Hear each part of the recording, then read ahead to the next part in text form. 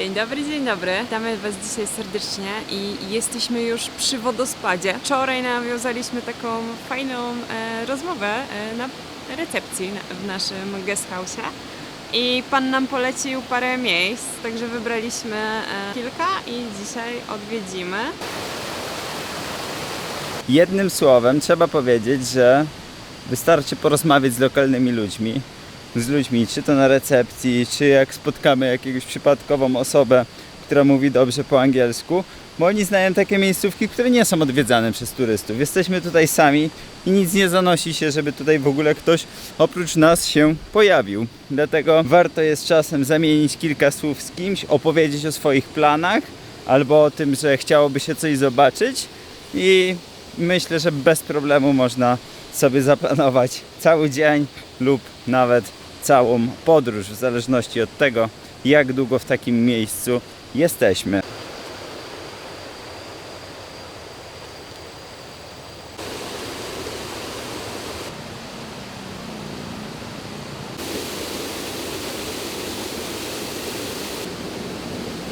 Właśnie dotarliśmy na plantację. Ogólnie jest tak ogromna, że można się tu zgubić jadąc tutaj. Jest bardzo dobrze oznaczona, ale po prostu tak dużo hektarów tej ziemi i tej herbaty, że to coś niesamowitego. Chong Fong Tea, tak się nazywa. Tutaj pani nalewa herbatkę świeżą. Można sobie próbować. Są 3 rodzaje herbaty i po prostu dostaje się kubeczek papierowy i pani tutaj polewa.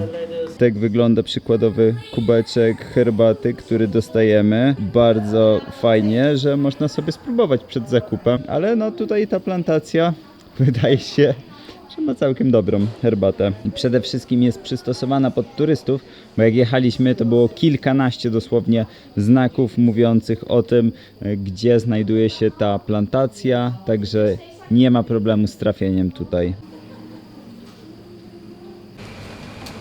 This one? Yeah. And one croissant with tea. Kosong and this one. Zamówiliśmy herbatkę zieloną z babelkami naszymi ulubionymi i do tego jest chyba taki cukier palony, już to kiedyś mieliśmy i było bardzo fajne w smaku, tylko mieliśmy to na bazie takiego bardziej mlecznego napoju bez herbaty. A teraz próbujemy wersję herbacianą mleczną właśnie z tym cukrem palonym. I zamówiliśmy jeszcze croissancika, ale on jest taki jak we Włoszech. Jak znajdziecie takie wielkie, ogromne croissanty, to po prostu aż się uśmiechnęłam, jak go zobaczyłam. Jakby brakuje tu trochę glutenu czasem, więc ten croissant myślę, że będzie pyszny. I tak oto prezentuje się croissant na cały talerz. On jest naprawdę wielkości mojej ręki i nadziany jest w środku nadzieniem herbacianym, więc zaraz się do niego będziemy dobierać. Ale grzeje teraz niesamowicie.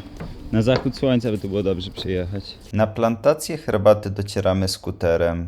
Miejsce, które odwiedzamy, nazywa się Choi Fung Tea i jest oddalone około godziny drogi od Chiang Rai. Mamy okazję przyglądać się ludziom pracującym przy zbiorach. Wielkość plantacji robi na nas ogromne wrażenie. Wstęp jest darmowy. Taras widokowy zachęca do odpoczynku i skosztowania deserów z lokalnej herbaty. Można wybrać się na spacer między krzewami i zobaczyć z bliska, jak rośnie herbata. To miejsce robi wrażenie. Cisza, spokój i pola herbaty ciągnące się po horyzont. No i moi drodzy, zbieramy się powoli z farmy herbaty. Bardzo piękne miejsce. Widać, że jest zrobione zarówno pod faktycznie zbiory tej herbaty, jak i pod turystów, bo jest świetnie przygotowane zaplecze. Ceny są oczywiście wyższe, ale no wiadomo, że miejsce jest zadbane, zaopiekowane. Jest tutaj cisza, spokój, bardzo przyjazny personel. No po prostu można nawet sobie wziąć przewodnika i zrobić taki tour. Także myślę, że bardzo fajna opcja. No i co? My będziemy uciekać, wracamy do miasta, więc komu w drogę, temu czas. Właśnie oddaliśmy nasz skuter, więc wszystko przebiegło poprawnie, odzyskaliśmy kaucję, więc jest jak najbardziej ok.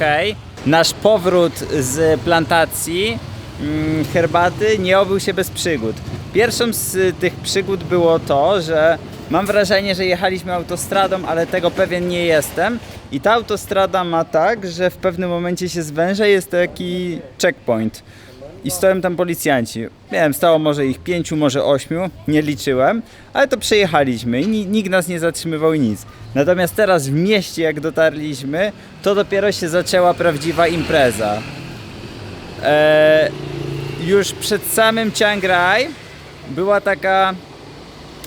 był taki checkpoint, gdzie łapali same skutery. Puszczali wszystkie samochody, łapali same skutery. Było około 15 policjantów. Podeszło do mnie 3 policjantów i pytają o driving license, a mam wyrobioną tą książeczkę międzynarodową, ale jej nie wziąłem. Autentycznie jej nie wziąłem. I mówię panu, że mam, ale została w hostelu, nie? I on się pyta, skąd jestem. Ja powiedziałem, że z Polski, dałem paszport, wszystko ok. No i on się pyta, czy mam. Ja mówię, że mam, ale nie dam, bo nie mam przy sobie, nie? Więc taka historia. I ogólnie 3 policjantów, podziękowaliśmy im, bardzo miło, że tak powiem, nikt na nas się w żaden sposób nic tam nie robił, ani złego nic nie powiedział, tylko pogadali coś między sobą, puścili nas i pojechaliśmy dalej. Teraz na skrzyżowaniu kolejny taki checkpoint, gdzie było około chyba 5 policjantów i też widziałem, że jakiś tam skuter już ogarniali, także też ciekawa sytuacja, już miał pan do nas podchodzić, ale mieliśmy zielone, więc ruszyłem i już nie zdążył podejść. On też skumał, że już jest zielone, wszyscy chcą jechać i nie ma sensu.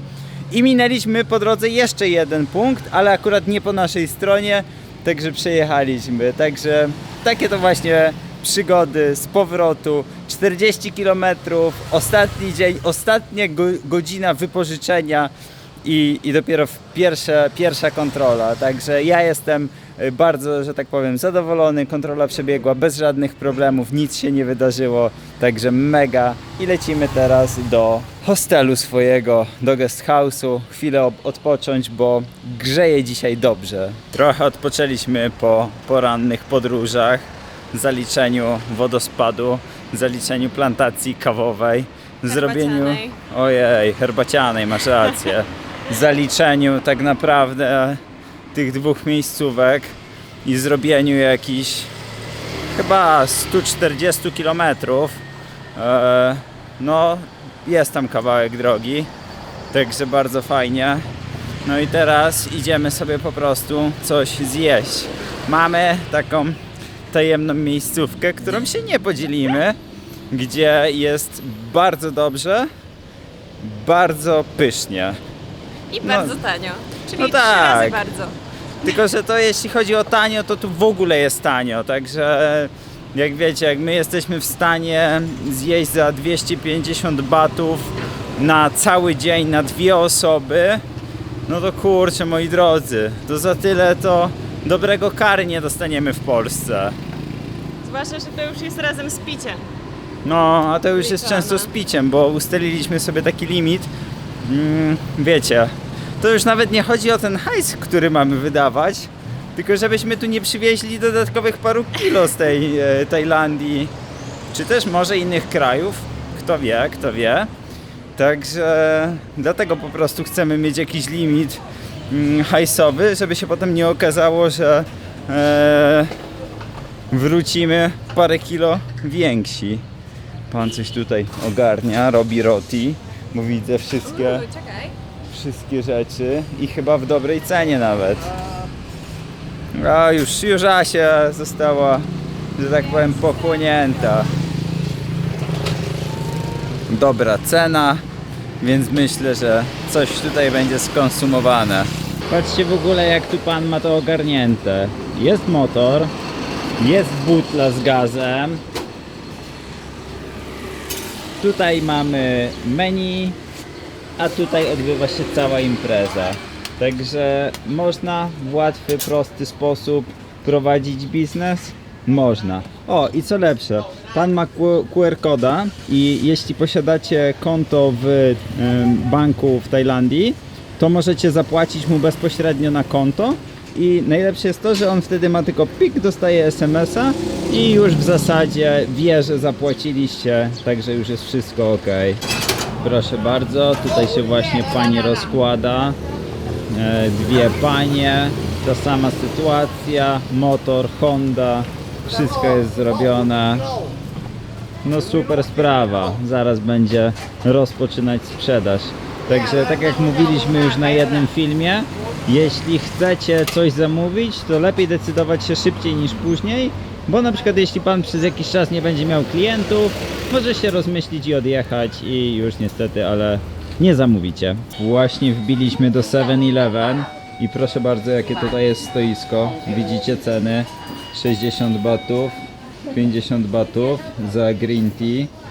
No, jest trochę drożej niż w takim standardowym miejscu, ale to mi się kojarzy, jakby to była jakaś Costa Coffee albo jakaś taka specjalna bo tu jest Kutsan The Chosen Receipt, więc to jest jakby takie stoisko w środku, coś jak nasze Orleny, nie? Które mają tam po prostu swoją kawę. Lubię tutaj azjatyckie rzeczy, chociażby za takie coś. Popatrzcie, są tutaj płatki śniadaniowe i to jest jedna porcja, nie? Kupujesz sobie za złoty 30, 10 batów i jesz po prostu śniadanie.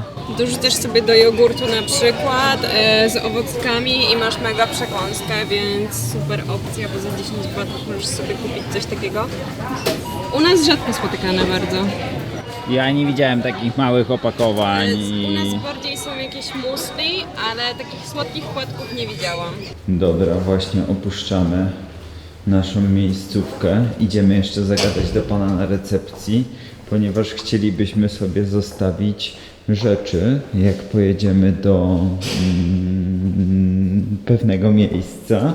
Dlatego też chcemy część rzeczy zostawić w takim lokerze, gdzie po prostu odbierzemy je sobie po całej wizycie. Także idziemy teraz zagadać i myślę, że właśnie w takiej szafeczce sobie to ogarniemy. Dobra, pan jeszcze nie wie, która skrytka jest aktywna, a tutaj właśnie mamy golden hour. Jest pięknie. Także jest super godzina na zdjęcia, idealna dla fotografów, dla filmowców. Myślę, że w takim momencie zawsze warto mieć aparat w ręce. Powiem wam, że dla takich zachodów słońca warto. A teraz idziemy na miejscówkę, którą polecała nam pewna sympatyczna para. Serdecznie pozdrawiamy Agatę i Grześka. Jak to oglądacie, jest nam bardzo miło. Jak nie, to też jest nam bardzo miło. No i oni mieszkali tu w Tajlandii przez długi czas, także sporo wiedzy na temat rejonu, na temat lokalnych tutaj rzeczy, dań, smaków mają, więc no bardzo fajnie, że się tym z nami dzielą.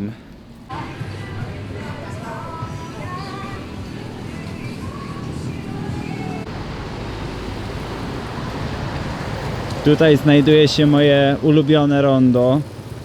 Zrobiłem je już kilka razy na skuterze. Powiem wam, że ciekawie, nie? Jakby z tymi rondami. Kurczę, mam wrażenie, że Tajowie jeżdżą bardzo bezpiecznie.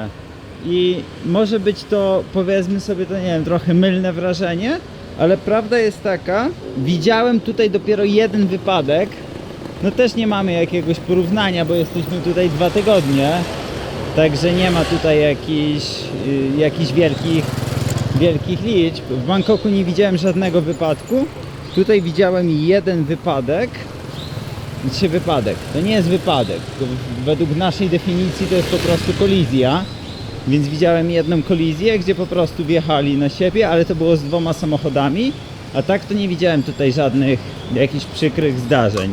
Nie mówię, że się nie zdarzają takie sytuacje, ale mam wrażenie, że oni naprawdę, pomimo tego, jak hardkorowo jeżdżą, bo jeżdżą, zrobiłem już tutaj 500 km około, zrobiliśmy razem skuterem, więc już jakby mam trochę pojęcie, jechałem już po drogach szybkiego ruchu, prawdopodobnie autostrady, jechałem też po takich totalnie bezdrożach, Także mam już jakieś tutaj rozeznanie z tym i fakt faktem, że no jest ciekawie, jest dynamicznie, jest niezbyt szybko. Zauważyłem, że po mieście skutery jeżdżą naprawdę wolno. To nie jest tak jak tutaj się ludzie nie ścigają na skuterach, nie? Tylko taka standardowa prędkość to jest 50. Graby często jeżdżą trochę szybciej, ale ogólnie, że tak powiem, bardzo spokojnie to wszystko przebiega. Polubiłem tu jazdę na skuterze. Myślę, że jak będziemy w kolejnym miejscu, to również taki skuter sobie wypożyczę. Ze względu na to, że po prostu jest to bardzo wygodne. A tutaj mamy panią Papuszkę. Dzień dobry. Dzień dobry. Pani Papuszka jest tutaj sznureczkiem przywiązana, żeby się nigdzie nie wybierała. Dotarliśmy na miejsce. Tak wygląda nasz kurczak, którego dzisiaj będziemy zajadać. I ma być w jakimś cieście kokosowym. Zaraz to sprawdzimy, co mieliśmy tutaj polecone. Jak widzicie, jest tacka, pan sobie nakłada tacką. O, proszę bardzo, jakie piękne łapki.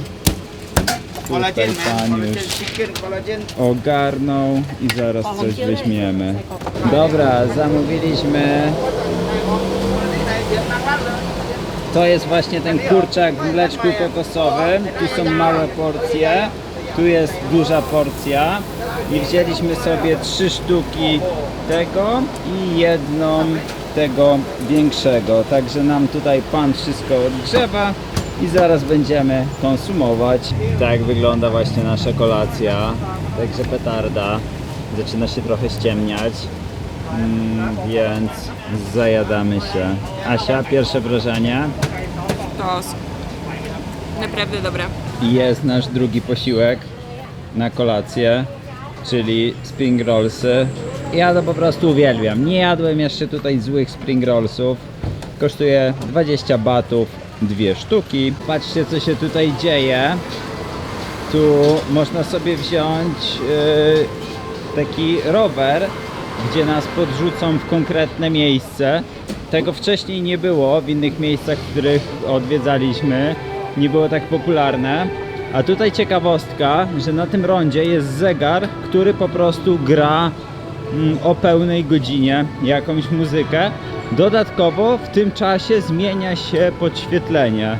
Także myślę, że bardzo fajna opcja. Patrzcie, ile osób tutaj czeka, aż sobie zrobić foteczkę czy coś właśnie dla tego zegara. Ciekawostka, właśnie przechodzimy koło kościoła. Znajduje się on tutaj i powiem wam, że już w Chiang Rai przechodziliśmy koło świątyń buddyjskich. To wiadomo, bo taka tutaj panuje kultura. Dodatkowo spotkaliśmy, a w zasadzie przechodziliśmy koło meczetu i w tym momencie za naszymi plecami jest tutaj kościół. Także mogą być 3 religie w jednym miejscu? Jak widać, tutaj mogą być. No i jesteśmy już z powrotem na tym targu.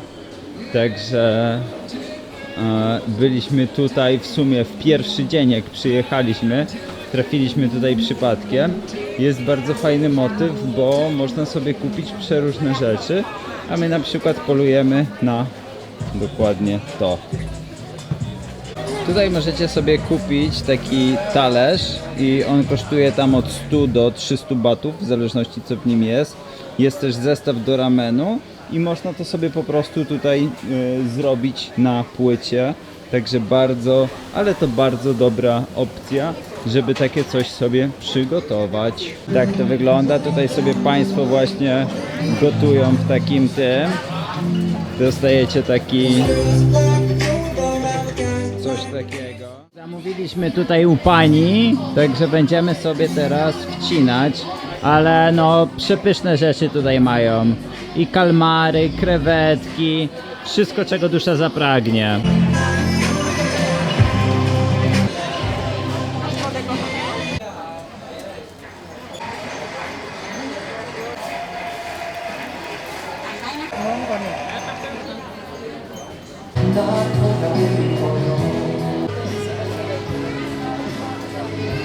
Dzień się już kończy. My robimy ostatnią wizytę dzisiaj w 7-Eleven. Uciekamy do hostelu, do naszego pokoju. Dzień był spokojny, chociaż bardzo dużo rzeczy się działo rano i ta przygoda przed południem z bramką policyjną, jedną, drugą, była naprawdę ciekawa. To chcielibyśmy Was serdecznie pożegnać i życzyć dobrego dnia, bez względu na to, kiedy to oglądacie. Trzymajcie się ciepło. Pa! Pa! Pozdrawiamy!